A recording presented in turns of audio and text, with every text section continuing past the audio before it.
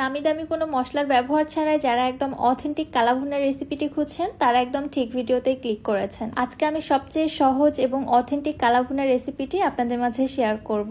আসসালামু আলাইকুম everyone, welcome back to my channel. গরুর মাংসের যত আইটেম রয়েছে আমার মনে হয় কালাভুনাটা সবার কাছে বেশি পছন্দের। তবে অনেকে এই রান্নাটা ঝামেলার মনে করে বা অনেক বাড়তি মশলার ব্যবহারের কারণে রান্না করতে চায় না।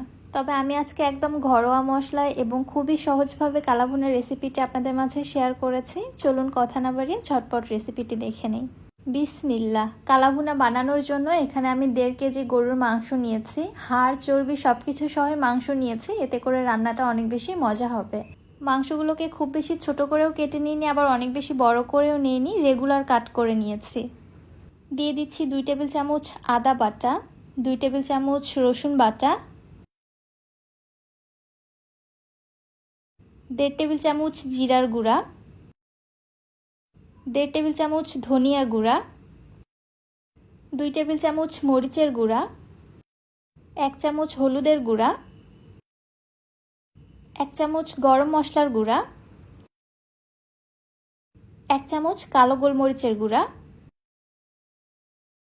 এবার দিয়ে দিচ্ছি 1.5 চামচ রাঁধুনি গুঁড়া। এই রাঁধুনি গুঁড়াই কিন্তু কালাভুনার মূল ইনগ্রিডিয়েন্টস। রাঁধুনি গুঁড়া ছাড়া কালাভুনার অথেন্টিক স্বাদ বা টেস্ট কখনোই আসবে না। এই রাঁধুনি কিন্তু আবার অনেকেই চেনে না। রাঁধুনি নামে যে ব্র্যান্ড আছে এটা কিন্তু ওই রাঁধুনি না, এটা এক প্রকার মশলা, এটার নামই রাঁধুনি। আপনারা যে কোনো বড় গরম মশলার দোকানে এই মশলাটা পেয়ে যাবেন। আরও দিচ্ছি স্বাদমতো লবণ, অর্থাৎ 1 চামচ পরিমাণে। দিয়ে দিচ্ছি 1 কাপ পেঁয়াজ কুচি, হাফ কাপ পেঁয়াজ বেরেস্তা। অবশ্যই এখানে পেঁয়াজ বেরেস্তাটা দেওয়ার চেষ্টা করবেন। মিক্সিং বোলটা আমার এখানে ছোট হয়ে গিয়েছে, এর মধ্যে মাংসগুলো মেখে নেওয়া যাবে না, সো আমি যে পাত্রে রান্না করব ওই পাত্রে মশলাসহ মাংসগুলো নিয়ে নিচ্ছি। এবার দিচ্ছি হাফ কাপ সরিষার তেল। কালাভুনা কিন্তু অবশ্যই সরিষার তেল দিয়ে রান্না করতে হয়। এবারে মশলাসহ মাংসটা আমি খুব ভালোভাবে মেখে নিচ্ছি। এই মেখে নেওয়ার কাজটা যত ভালো করে নিতে পারবেন কালাভুনার টেস্ট ততটাই বেড়ে যাবে। এটা আমার পার্সোনাল ওপিনিয়ন। যে কোনো হাতে মাখা মাংস রান্না করতে হলে খুব ভালোভাবে হাতে মাংসগুলোকে মেখে নিতে হয়, এতে করে আমার মনে হয় টেস্ট অনেক অনেক গুণে বেড়ে যায়। প্রায় 4 থেকে 5 মিনিট সময় নিয়ে মাংস এবং মশলা খুব ভালোভাবে মেখে নিয়েছি, মাশাআল্লাহ। এখনই কিন্তু মাংসটা অনেক বেশি লোভনীয় লাগছে। এবার একটি ঢাকনা দিয়ে ঢেকে মাংসটিকে ম্যারিনেট হতে রেখে দিব আধা ঘন্টা থেকে 1 ঘন্টা পর্যন্ত। এই রেস্টিং টাইমটা অবশ্যই দিবেন, এতে করে কালাভুনার টেস্ট কিন্তু অনেকাংশে বেড়ে যায়। অথেন্টিক কালাভুনা এভাবে ম্যারিনেট করে রেখেই কিন্তু রান্না করতে হয়। যদি হাতে সময় না থাকে সেটা হচ্ছে আলাদা ব্যাপার। প্রায় 1 ঘন্টা ম্যারিনেট করে রাখার পর এবার মাংসতে আমি গরম মশলা দিয়ে দিব। প্রথমেই নিয়ে নিচ্ছি প্রায় 8 থেকে 10টি সাদা এলাচ। এলাচের মুখগুলো অবশ্যই ফেটে দিতে হবে। 3টি বড় কালো এলাচ, এগুলোর মুখগুলো আমি ফেটে দিয়েছি। 10 থেকে 12টি লবঙ্গ, 2টি স্টার অ্যানিস অথবা এটাকে তারা মশলাও বলা হয়। একটি জয়ত্রীর হাফ দিয়ে দিচ্ছি। আরও দিচ্ছি 2টি দারুচিনি, 3টি তেজপাতা এবং এখানে একটি জয়ফল নিয়েছি। এখানে সম্পূর্ণটা লাগবে না, জয়ফলের 3 ভাগের 1 ভাগ আমি এখানে গ্রেট করে দিয়ে দিচ্ছি। জয়ফলটা মাংসের মধ্যে ফ্লেভার স্পাইস সবই দিবে, আবার এটা মাংসটাকে দ্রুত সেদ্ধ হতে সহায়তা করবে। আরও দিচ্ছি 2 টেবিল চামচ হোয়াইট ভিনেগার। এই ভিনেগারটা মাংসটাকে খুব দ্রুত সেদ্ধ হতে সহায়তা করবে। চাইলে আপনারা বাদ দিতে পারেন, আর যদি মাংসটাকে খুব দ্রুত এবং সফটভাবে সেদ্ধ করে নিতে চান অবশ্যই দিবেন।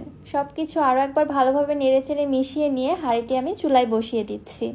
এবার অনবরত নেড়েচেড়ে মাংসটা জাল করতে থাকবো। এখানে আগে পানি ব্যবহার করা যাবে না, মাংস থেকে যে পানিটা বের হবে ওইটা দিয়ে মাংসটাকে কষিয়ে নিতে হবে। ঢাকনা দিয়ে ঢেকে জাল করব, তাহলে মাংসটা দ্রুত সেদ্ধ হবে। এরই ফাঁকে মাঝে মাঝে ঢাকনাটা উঠিয়ে অবশ্যই নেড়েচেড়ে যেতে হবে, যেন প্যানের তলায় মাংসটা লেগে না যায়। এর মধ্যে দেখতে পাচ্ছেন মাংস থেকে প্রচুর পরিমাণে পানি ছেড়েছে। আপনাদের কাছে এই পানিতেই যদি মাংসটা পুরোপুরিভাবে সেদ্ধ হয়ে যায় তাহলে পরবর্তীতে আর পানি অ্যাড করার প্রয়োজন নেই। মাংসের এই পানিতেই মাংসটাকে খুব ভালোভাবে স্লো কুকে রান্না করে নেবেন। আমি চুলার হিটটাকে বেশি বাড়িয়ে দিইনি, স্লো কুকে রান্না করছি, কারণ কালাভুনা একটু সময় নিয়ে স্লো কুকে রান্না করতে হয়। মাংসের পানি সম্পূর্ণ টেনে এসেছে, তবে আমার কাছে মনে হয়েছে মাংস সেদ্ধ হতে আরও কিছুটা পানির প্রয়োজন আছে। এখানে আমি আরও 1 কাপ থেকে 1.5 কাপ পরিমাণে গরম পানি দিয়ে দিলাম। অবশ্যই গরম পানি দিতে হবে, এখানে ঠান্ডা পানি দেওয়া যাবে না, তাহলে মাংসটা কিন্তু সফট হবে না। একইভাবে ঢাকনা দিয়ে ঢেকে আবারও সিদ্ধ করে নিচ্ছি মাংসগুলোকে। মাঝে মাঝে ঢাকনা উঠিয়ে অবশ্যই নেড়ে যেতে হবে যেন প্যানের তলায় লেগে না যায়। এই পর্যায়ে মাংসর গ্রেভি বা ঝোলটা অনেকটাই কমে এসেছে। অনবরত নেড়ে চেড়ে মাংসটা কালো হয়ে আসা পর্যন্ত জাল করে নিব।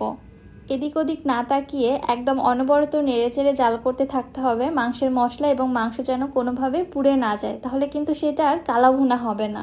জাস্ট মাংসের মধ্যে এরকম একটা কালচে বর্ণ চলে আসবে, তাহলে বুঝতে হবে রান্নাটা প্রায় শেষের দিকে। এবারে কালা ভুনায় বাগার দিতে হবে। চুলা একটি প্যানে নিয়ে নিচ্ছি হাফ কাপ সরিষার তেল। আমি আবারও বলছি, কালা ভুনা কিন্তু সম্পূর্ণ সরিষার তেলেই রান্না হয়। 5 থেকে 6টি শুকনো মরিচ, মরিচটা তেলের সাথে একটু ভেজে নিচ্ছি মরিচের সুন্দর একটা ফ্লেভার আসা পর্যন্ত। মরিচটা ভাজা হয়ে গেলে দিয়ে দিচ্ছি একটি আস্ত রসুনের কোয়া। রসুনের কোয়াগুলোকে ছেড়ে আমি ছোট চিকন করে কেটে নিয়েছি। এগুলো কিছুক্ষণ ভেজে নিচ্ছি রসুনের কাঁচা স্মেলটা চলে গিয়ে রোস্টেড একটা ফ্লেভার আসা পর্যন্ত। এবারে দিয়ে দিচ্ছি একটি পেঁয়াজ। পেঁয়াজের পাপড়িগুলোকে খুলে আমি এভাবে কেটে নিয়েছি। এবার সব কিছু প্রায় 30 থেকে 40 সেকেন্ডের মতো ভেজে নিয়ে এগুলোকে আমি সরাসরি মাংসের মধ্যে ঢেলে দিচ্ছি। বাগারটি মাংসের মধ্যে দেওয়ার পর সঙ্গে সঙ্গে ঢাকনা দিয়ে হাঁড়িটি ঢেকে দিচ্ছি। বাগারের ফ্লেভারটা যেন মাংসের মধ্যে খুব ভালোভাবে পৌঁছাতে পারে, ফ্লেভারটা যেন বাইরে না বের হয়। কিছুক্ষণ পর ঢাকনাটা উঠিয়ে মাংসের সঙ্গে সব কিছু নেড়েচেড়ে ভালোভাবে মিশিয়ে নিচ্ছি। ব্যাস, আমাদের কালা ভুনা রান্না টোটালি রেডি। এবার শুধু গরম গরম কালা ভুনা পরিবেশন করার পালা। মাশাআল্লাহ, কত বেশি লোভনীয় হয়েছে তাই না? এরকম কালা ভুনা যার সামনে আপনি সার্ভ করবেন সে তো পুরাই ফিদা হয়ে যাবে। আর এই রেসিপিটি এত বেশি পারফেক্ট, এত মজা হয় খেতে, আপনি একবার যাকে রান্না করে খাওয়াবেন সে আপনার প্রশংসা সারা জীবন করতে থাকবে। কালা ভুনার মাংসটা দেখতেই পেয়েছেন কত বেশি সফট এবং জুসি হয়েছে। মাংস ভেজে কিন্তু একদমই করকরে হয়ে যায়নি। এটাই কিন্তু অথেন্টিক কালা ভুনার আসল সাইন।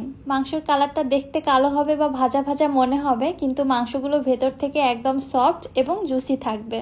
আশা করছি রেসিপিটা আপনাদের কাছে ভালো লেগেছে। রেসিপি কেমন লাগলো অবশ্যই আমাকে কমেন্ট করে জানাতে ভুলবেন না। ভিডিও ভালো লাগলে যারা আমার ইউটিউব চ্যানেল থেকে ভিডিওটি দেখছেন চ্যানেলটি সাবস্ক্রাইব করে দিবেন, এবং যারা ফেসবুক পেজ থেকে দেখছেন পেজটিতে একটি ফলো দিয়ে দিবেন। আজকের মতো বিদায় নিচ্ছি। আল্লাহ হাফেজ।